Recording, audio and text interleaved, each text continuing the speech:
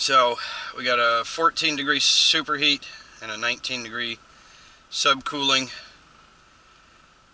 Performance is 0.87 tons at 10,500 BTUs with a 16-degree temperature split.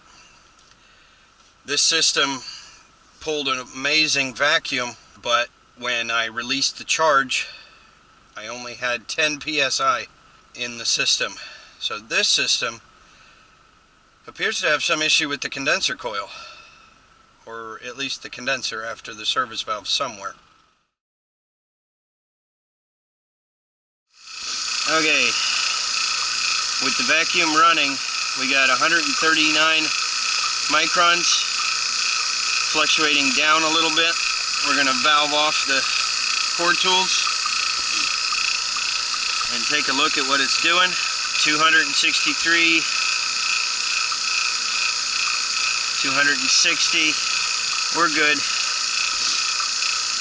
262. Go ahead and valve off the pump and kill it. See if we can get our plugs here.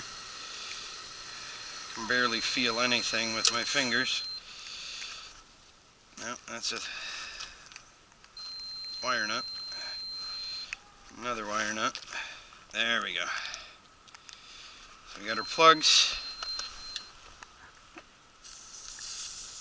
Get our vacuum hoses off.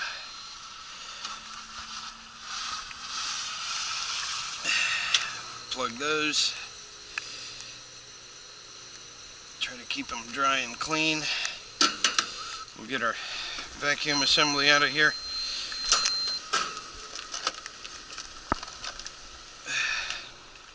Go ahead and release the charge.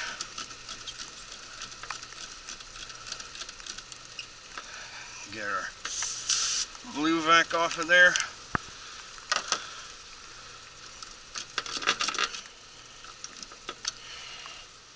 Get our valve stem back in so we can get to this one to get it released.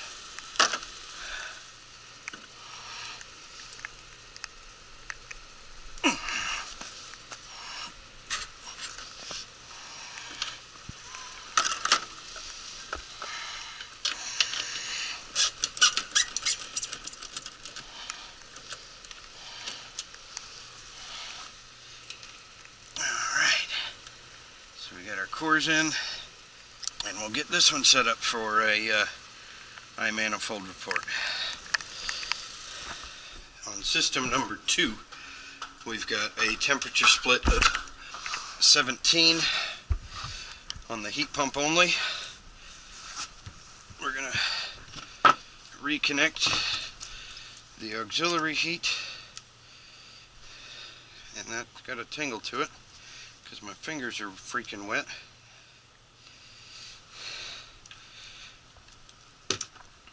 And 17 degrees is coming up. 19, 20. I've already relocated my pressure probes to the third system, so that's why we don't have any pressures. 25, 27, 28, and we're at 1.5 tons. I'm going to just let it do its thing, since the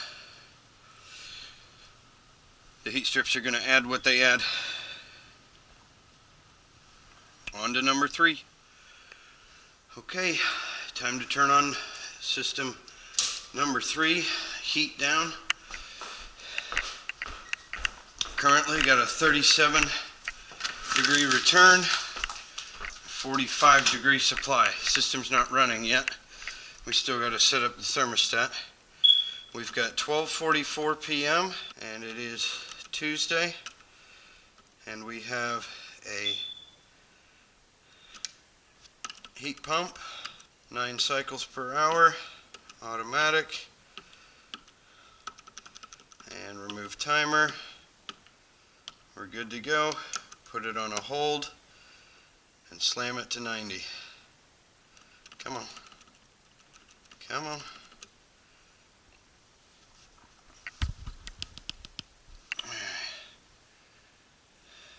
Temperature split.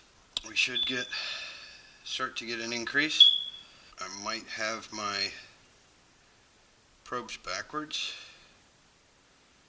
We'll head up and check the amp draw on the electric heat.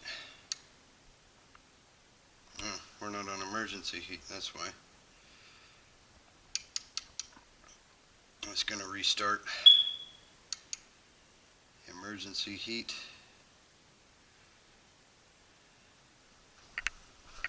We'll head up and see what we get.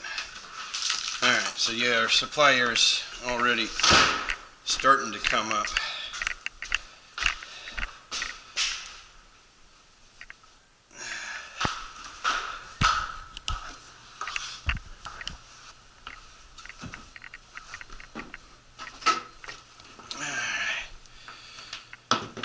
This is a 2-ton system, and we've got another 5 kW heat strip. We'll get return static if we can. Get that sucker to straighten out. And supply static over here.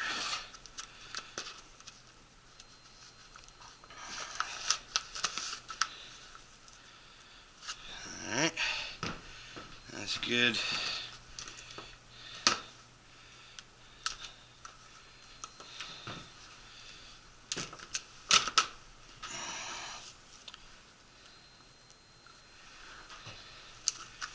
Okay, so we'll zero out here. Return comes in at about 0.25 on an average, up to 0.29, 0.3, down to 0.2. And then on the supply side, we've got a static of 0.1 for a total static of 0.35, 0.4. So about 0.4 static on the supply and return together.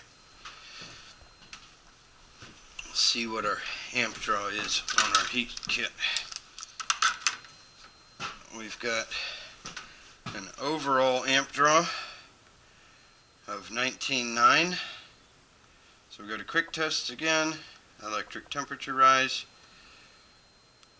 19.9, and we'll double check our volts. Our volts are coming in at 239. 239 gives us 4,756 watts. And the temperature split we're getting right now, we got 657 CFM. 629. I'm going to leave it because I am fairly close to the electric coils where I'm at in the plenum. I'm a direct line of sight and I'm 6 feet down, but I'm going to just leave it at that calculation, 629. I could go to a register, but once we get playing with the heat pump, I like my plenum location. So I'm happy with my performance there. See if I can get my electric heat off here at this splice. Dang, that's got a tingle to it. Alright, so we're electric heat isolated. We're going to go check out the heat pump performance. And breaker for outdoor unit number 3. But I forgot to switch it back to regular heat. Alright, back to regular heat.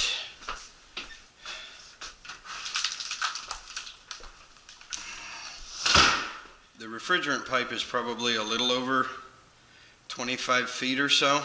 Unit is right out there, goes up the wall, comes across the attic. We're probably 15 feet across the attic, so we might have another 15 feet. 30 feet total, 25 feet, something like that. But we'll let this one run and stabilize before we play with the refrigerant charge. So I changed my mind. I'm going to raise the fan speed from where it is, which is low speed, to medium speed.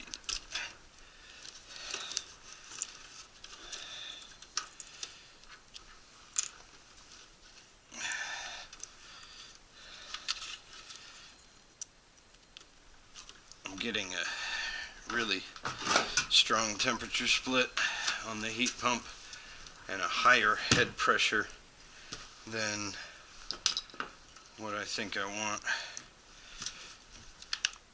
So we're going to move the air a little bit faster.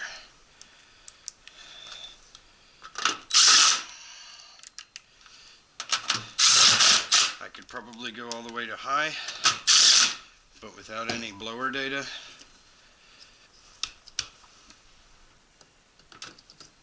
And a push from the office to get going because it's snowing and people are freaking out about not having heat. We're gonna just get this one a little better and get down the road. So on system number 3, I'm gonna add a little bit of refrigerant, maybe about half a pound. Get my subcooling up a little bit.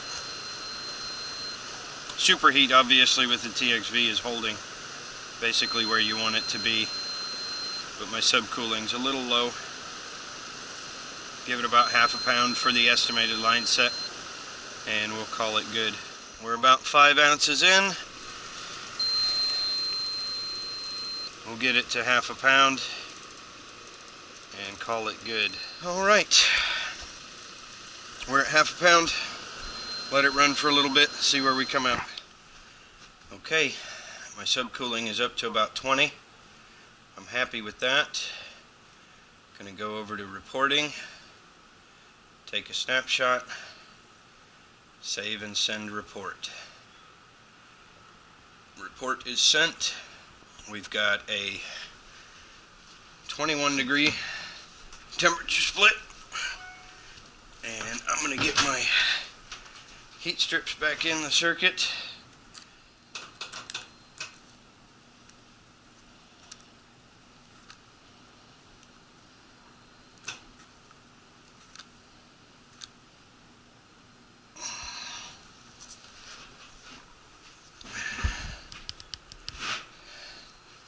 And our temperature split is improving as we speak.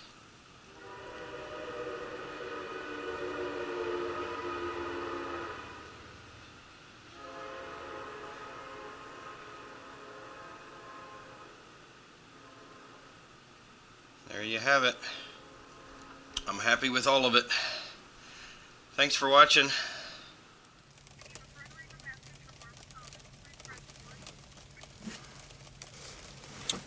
Well, I guess the parts house is too busy to answer my call, which is fine. We need to find a replacement pull-out handle for the air handler. One of the 3 air handlers. They're all the same as far as the air handler disconnect goes. But for now, on the 2-system house, I've got the downstairs system running. The upstairs system is missing that handle, and on the 1-system house I've got the system working over there. Figured it was better to have the downstairs running, as heat will rise to the 2nd floor some, but the 2nd floor won't heat the downstairs very well. So that's where we're at this point. Gonna check in with the office and see what we've got next. Well, I guess we're closed for business. I tried to call the office a little bit ago and did not get an answer. So I was headed back over to the install job I did yesterday, and I had to come past the shop anyway. And the parking lot's empty, the lights are off, and the gate to the backyard is closed. Of course, I didn't get any notice. nobody said that we weren't going to continue running calls today. I would have thought that they would have at least sent out a mass text telling us that, you know, they were going to close the office. Seems highly unusual. But if that's the way they want to do it, that's fine. I will go home and get to editing more of these videos. Thanks for watching. Like, subscribe, comment, share. We'll see you on the next video. Peace.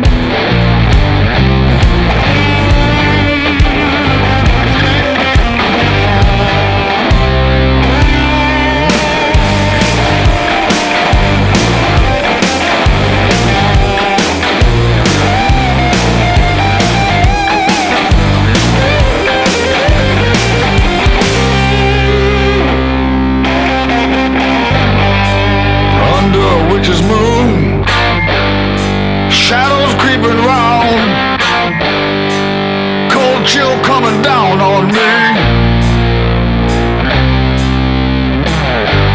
Hard times are falling, snapping at my back door. I can't find